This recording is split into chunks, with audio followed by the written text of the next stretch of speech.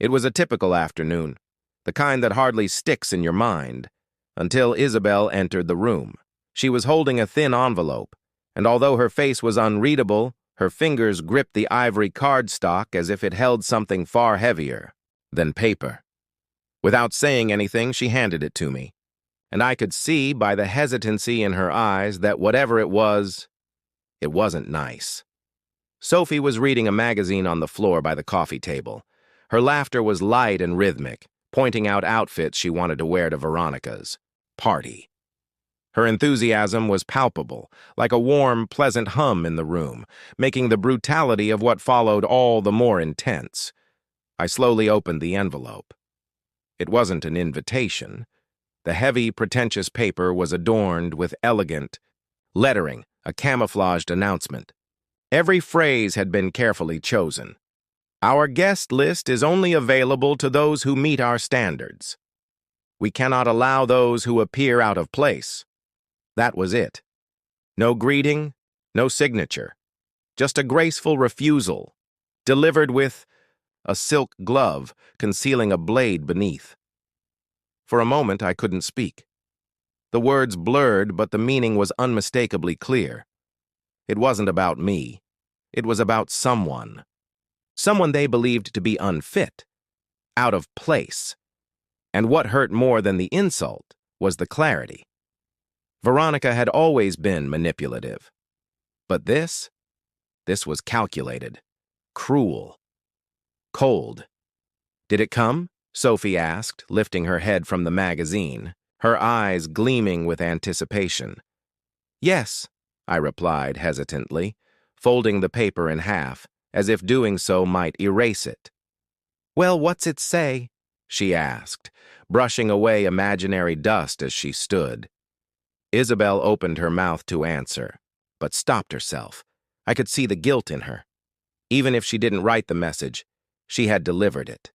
And some small part of her still held out hope that Veronica could be redeemed. I tried to speak, tried to soften the truth. It says, I began, but the words caught in my throat because it said we weren't invited, and I couldn't lie. To Sophie. When I finally managed to say it, the silence was heavy. Sophie blinked. Confused at first. Oh, she said, nearly inaudibly. Then slowly, realization dawned. She looked at her mother. Why? She asked. Why didn't Isabel answer? I walked over and knelt beside her, gently placed a hand on her small shoulder. Because, I said softly, some people confuse money and manners with character.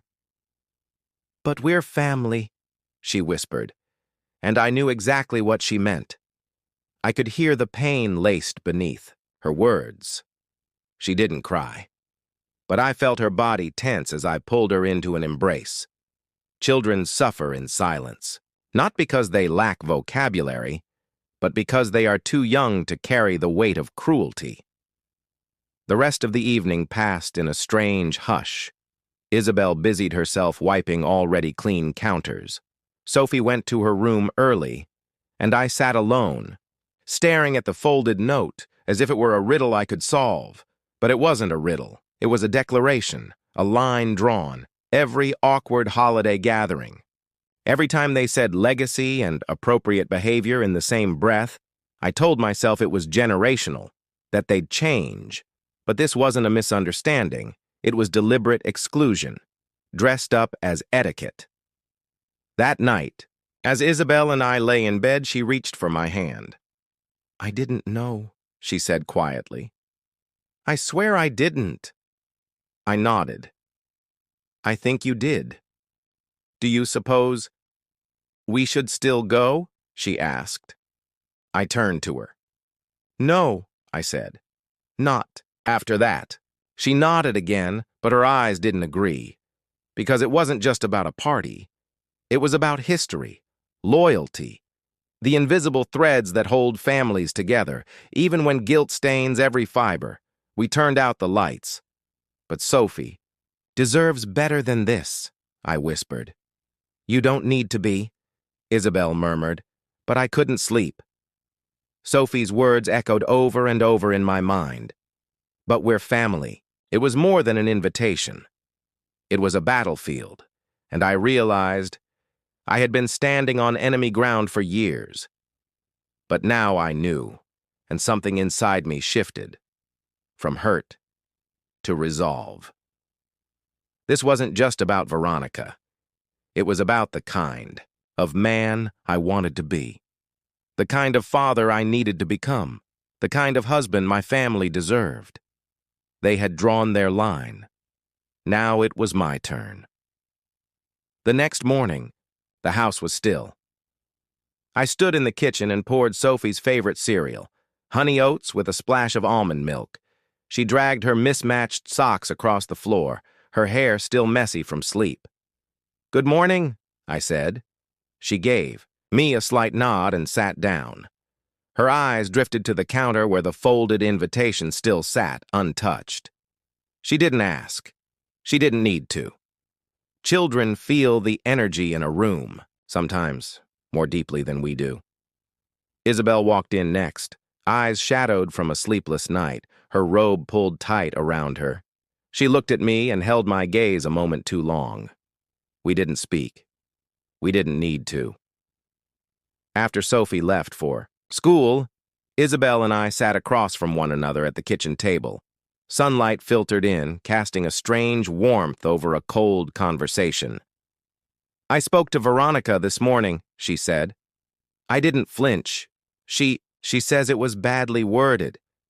That we misinterpreted it. I raised an eyebrow. She claims it wasn't meant to exclude us, but it did. Isabel looked down at the wood grain of the table. She said, "Sophie is still welcome. Just Sophie." That stung more than the original message, as if Sophie needed to be escorted by someone who didn't belong, as if I was the embarrassment. Hired help waiting outside in the car. I stood up, calmly. "We won't be attending," I said. Isabel looked startled. "That's it?" "That's it," I repeated. "No footnotes, no begging for a seat at a table that was never meant for us." She nodded slowly, but I saw the conflict in her eyes.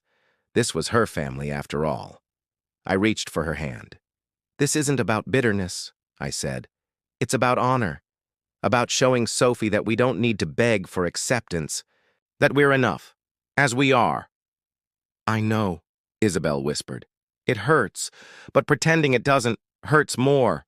In the days that followed, the messages poured in, from Veronica, from Isabel's mother, from distant relatives who didn't even know my middle name. Each one wrapped in polite concern, each one lined with veiled contempt. Surely it's not about just a note. There's always been a little humor in the family. Why put